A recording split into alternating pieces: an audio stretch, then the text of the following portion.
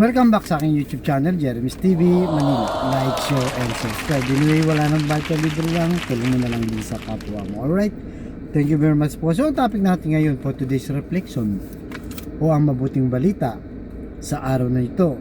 Lunes na naman. Yung iba, marami na lang pinagdadaanan. Mga problema, tambak na trabaho, naluluging negosyo, at yung ano-ano pang mga kinakaharap na mga problema. Saan ka nga ba kailangan humugot ng lakas sa tuwing ito ay dumarating sa iyong buhay? Sabi sa awit, chapter 121, verse 1 to 2. Tumingin ako sa mga bundok. Saan nanggagaling ang aking tulong? Ang tulong ko ay galing sa Panginoon, ang lumikha ng langit at lupa. So, di ba? Napaka-powerful na message po, no? Itong sa awit. Dahil ang sandigan niya ay talagang powerful din, na kung saan sabi nga niya, di ba, ang gumawa ng langit at lupa, wala na pong iba ang ating amang nasa langit. Di ba? Pag yan ang ginawa mong sandalan sa iyong buhay, ay wala ka nang iisipin pa.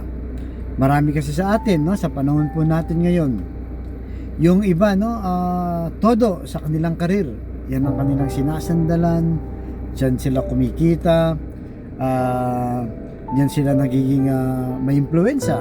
Wala naman pong masama yan, di ba? Dahil kung pinagpaguran naman, okay lang.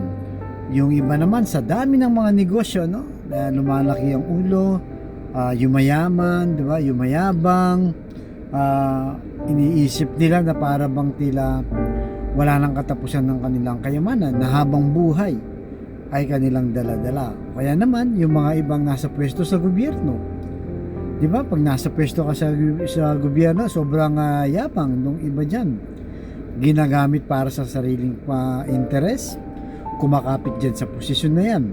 Pero kahit sabihin natin makapangyarihan sila, marami silang pera, nasa gobyerno sila, darating din ang araw, ma-expire din ang kanilang posisyon. Di ba?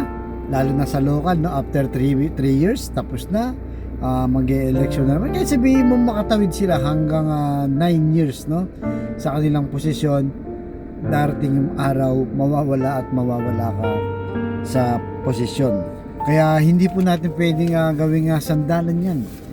Dahil sila man, no, sila man ay nauupos na parang kandila, nawawala, nanghihina. Hindi po kagaya kung ang sandalan natin ay ang Diyos, forever siyang nandyan, no? Kahit sabihin mong hindi tayo sobrang yaman, wala tayong kapangyarihan, simpleng tao lamang, napakasarap na po, no, nasandalan natin ang ating Panginoong Yesus, dahil nga siya yung gumawa ng langit at lupa, makapangyarihan sa lahat, even tayong mga tao, di ba? Siya rin ang may likha sa ating lahat. Kaya yun po sana ang ating lagay sa ating puso't isipan, no? Huwag sumandal sa mga payo-ayuda, sa mga bigay-bigay ng mga politika, at kung ano-ano pang mga inaasahan mo. Bagamat nakakatulong naman yan, pero siyempre mas unahin po natin ang Diyos. Kaya nga, God first, di ba? Dahil pag inuna natin ang Diyos, tupalo na po ang lahat ng bagay, di ba? So ang gawin lang natin, di ba, ang maging mabuting tao, mapagpatawad sa ating kapwa-tao, tumulong, sumandal sa katuruan ng Diyos. Bagamat hindi po tayo perfecto, di ba? Pero ang importante yung nagsisikap po tayo, no, na magawa ang gusto ng Diyos. Kaya sa mundong ibabaw na ito, bagamat habang nabubuhay pa tayo, kailangan natin yan, yung kayamanan, posisyon, pera, pero huwag mong gawing sandalan. Di ba? Gawin mo yan ayon sa gusto ng Diyos, na kung anumang meron ka, itulong mo sa kapwa mo. Hindi lang naman yan sa usapin ng pera, yung lakas mo, yung oras mo, no? Kailangan po yan ng kapwa natin sa mga iba-ibang sitwasyon. Kaya yan po ang pinakamaganda, no, na talagang sandalan natin ay ang Diyos. Di ba? Yan po ang pinaka the best Dahil pag sa Diyos tayo ay sumandal, lahat po ng bagay ay madali na po, no? Kaya yung relasyon natin sa Diyos ay kailangan lagi pong nandyan. Huwag tayong makakalimot na magdasal, huwag tayong makakalimot na magsimba. Isama po yung buong pamilya, di ba? Mas maganda po para ma-bless po, no? Para ma-bless po ang buong pamilya. Kaya sa totoo lang kami po, no, hindi naman tayo ganun kayaman, simpleng tao, pero ganyan po ginagawa natin. Every Sunday, no, buong pamilya nagpapasalamat muna, tapos mamasyal, no? Mamasyal sa mall, kumain, magbanding, okay na po yun. Pagdating na naman ng Lunes, yan, trabaho sa mga mag-asawa, sa mga anak naman, mag-aaral kung mga estudyante pa, at kung may nagtatrabaho din, trabaho, ganun din po.